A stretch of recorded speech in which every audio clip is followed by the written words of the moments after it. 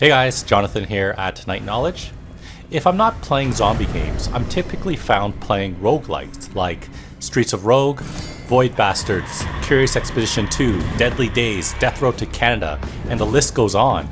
I enjoy it for the sense of progression and is one of the few types of games that I enjoy that has a high difficulty.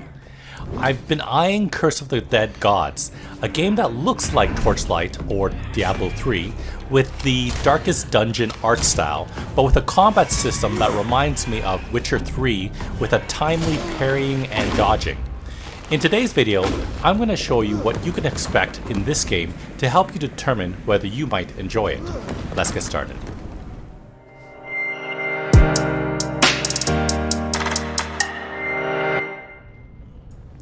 So the objective in Curse is to get through a dungeon, whether it be a short, medium, long, or a hard one, and make it to the boss. There is usually an option of rooms to choose from, which can reward you with either more gold, new weapons, increases to your stats, special relics that act as passive buffs, or a healing room.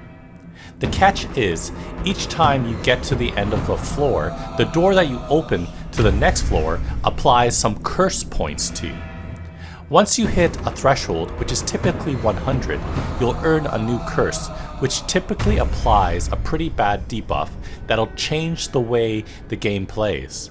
Certain enemies' attack can not only damage your health, but also apply curse points as well.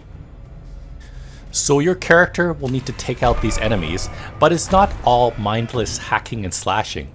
You'll need to deal damage while avoiding their attacks to preserve both your health and curse points. As previously stated, you'll be able to do timely dodges and parries to stop these attacks. Unlike many games, your parry only lasts about half a second, so you'll need to time it properly. Dodging gives you some frames of invincibility, but you'll use up stamina, which you'll need for charge attacks and heavy weapons. Stamina slowly regenerates when you're not fighting or dodging. There will be both melee and ranged weapons, which you can combo. One really cool thing is the timing of ranged attacks. Like the reload minigame of Gears of War, it's the same with ranged attack.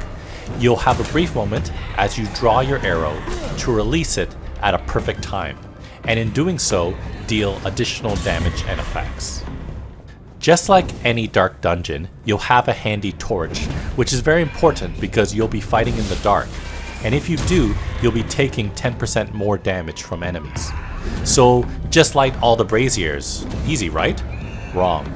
Enemies have ways of not only dousing the braziers, they might even destroy them. So it's not just good enough to light them and stay close to them.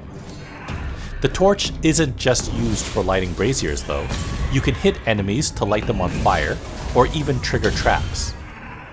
One of the unique features of the game are the many environmental traps on each level, which you can use to your advantage. There are spike traps, dart traps, fire traps, and more, which you can lead enemies into and trigger, which is very satisfying. As you go through each floor, you'll accumulate gold, which you can spend on new weapons or passives. If you don't have enough gold, you can sometimes spend blood, which contributes to your curse points. Maybe it's worth it, maybe it'll be your doom. If you make it to the end of all the floors, there will be a unique boss that you'll face off against. They'll typically have special abilities that normal enemies don't have, and a ton of health. If you defeat them, you'll earn silver skulls, a currency that is used to unlock special passives that you can equip for future runs.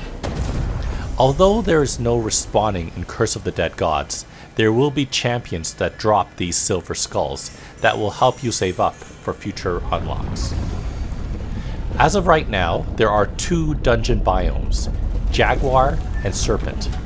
Jaguar being a more traditional Aztec dungeon feel, while Serpent is an underground hive-like feel. The game is currently in early access, with pretty substantial updates every 2 weeks or so.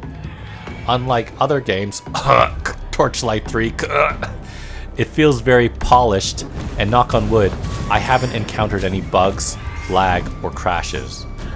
While it has a dark and brooding feel of a game, I like it better than bullet hell games like Enter the Gungeon, because it feels like I can prepare for battles and dodge attacks, and there is a better possibility of succeeding.